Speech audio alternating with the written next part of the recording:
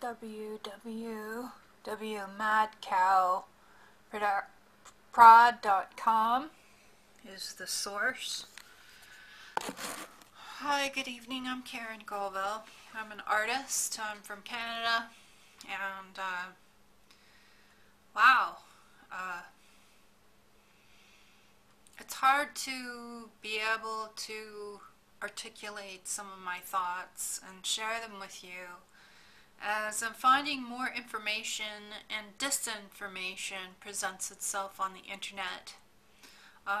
Also, we understand that the media is controlled, so we only get so many facts by reliable news sources. And this whole issue here basically points in another direction about the leader, whom I think is a very valuable person in the world, is Mohammed bin Zayed Al Nahyan. He's a general, sheikh, crown prince of Abu Dhabi. And basically, this article by Mad Cow Morning News, this site, is suggesting that the UAE Prince Mohammed bin Zayed Al Nahyan is linked to bin Laden and 9/11. So, from what we know, 9/11, that was on the Camelot project when the whistleblower came on and he talked about 9/11 being a part of a military false flag operation. And so what we also understand by some of these truth seekers, some of them are connected to intelligence and government, pardon me, and then also many of them who you think are truthers or part of the truth movement are actually connected to the CIA and to government, so it's hard to say. But what do I know? I'm an artist, and I study art and culture, and sometimes politics comes in with art that tends to go hand in hand. It's questioning our society and society's values, and upholding these values is really important. And so this implicates this here. And what it does is it gathers some news stories that have been collected since around 2000, 2004, and onward to present times. So what it talks about is Mohammed bin Zayed, the UAE's crown prince and chief of his staff, is tied to Al-Qaeda, yet regularly meets with the Bush administration officials to discuss the prevention of terrorism. Now, all of these people, Mr. Rumsfeld, Colin Powell, all these high-end people in high-end levels of government that were part of the Bush administration that Mohammed bin Zayed had met with, they're also in the oil industry. And there's quite a bit of power in these administrations. So, granted, these were business meetings. That's pretty obvious and very logical. And also military strategy, because the companies have merged somehow, one being Halliburton, that these gentlemen have interests in, and also the industry of weapons. So it was George Bush, President George Bush, that had signed the war against Afghanistan. So some of these puzzles of these pictures start to make sense. They seem to make sense, but then the picture changes. It sort of twists and turns and sort of really has a lot to do with global governance. A lot of this is planned, and this site, it could be, or maybe, a false lead. It's like a lost lead to disinformation. So as I happen to be researching, because I've been following this spat between our governments, between Canada and the UAE over landing rights. And there's a lot of implication.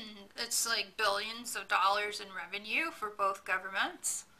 But then also, you know, they're very, very serious issues. And whether these government leaders are going to sort through their differences in business and with their agreements on what they're actually going to work out is another thing, because this has been going on for 5 years. Things have not worked out, and who knows what level of relations they were on beforehand, before the historical 9/11 had happened, as a military, what do you call it? Military false flag. So here it says these compilations of all these reports, and also the mass media is controlled, so you only get so many facts. So 2004, the president of OPEC, founder United Arab Emirates, Sheikh Zayed bin Sultan Al Nahyan has died. UAE holds 98 billion barrels of oil reserves, and that's close to 9% of the world's total. So that is fact. So the transfer of power, appointing his son Sheikh Mohammed bin Zayed Al Nahyan, Crown Prince of Abu Dhabi, but also after the succession of his brother Sheikh Khalifa. So Sheikh Khalifa is the one that's holding the purse here. So anyway, Khalifa himself succeeded as Abu Dhabi Crown Prince. So he's been appointed as his deputy, Sheikh Zayed, in November 2003. So he's kind of caught up on all that. So what can the West expect from the new generation? So I'm reading off of this website here. You can check it out. So as complicated as disinformation may get, also, Osama bin Laden was paid and financed. It's just like Rothschild financing Hitler. So, but he is a actual person, and he is a leader, but he's also of a group that does terrorism. But at the same time, he's very wealthy, and he lives underground in a city which is most likely a military base, and that's where, in the Gulf of Aden, where all those military ships are stationed underground in that city. That's where all those hybrid experimentations are going on by the military. And where would you have money to finance an entire city like that and operations? Well, there's been billions, if not trillions, spent in military operations, and also these big corporate mergings. Who knows what the UN does? I don't know all these world politics, but some of these things are really starting to make sense. But it's insane at the same time. So, anyway, it's just speculation, but you never know. But a lot of these pieces are coming together, and then they twist and turn, and then they go in different directions. And so some of these uprisings are a bit of a distraction, but really it's what's really going on. So all these changes are happening for a reason. So something to really keep aware of, and kind of try to keep your pulse on.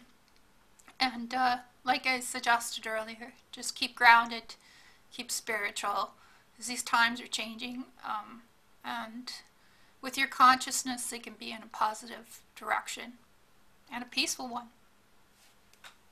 لحظة عنك لكن اوعى تفكر انك من قلبي بتروح، قلبك على حب معودني، صعب غير حبك ياخدني، عنك مين يقدر يبعدني وانت عشق الروح.